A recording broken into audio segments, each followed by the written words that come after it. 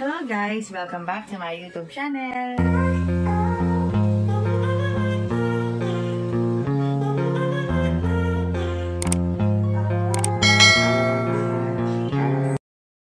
Hello guys!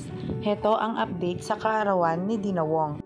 Sa araw ng birthday niya ay namigay siya. Hindi niya talaga nakakalimutan ang pag-aalaga sa mga bata. Kaya nga siya tinawag na boss mapagmahal. Dahil mahalaga sa kanya ang mga bata at ang mga matatanda.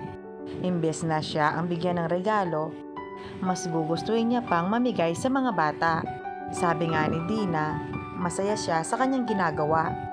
Share your blessings, sabi nga niya. Meron talaga siyang mabuting puso, kaya sobra siyang binibless ni Lord.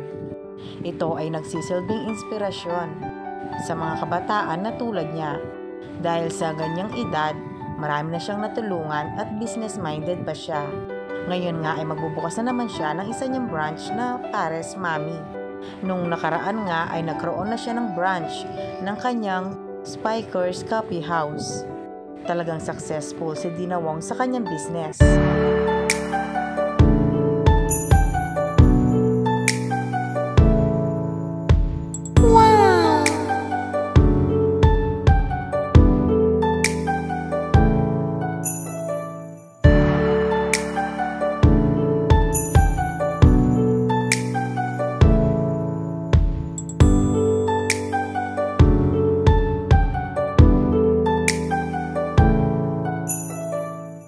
Wow!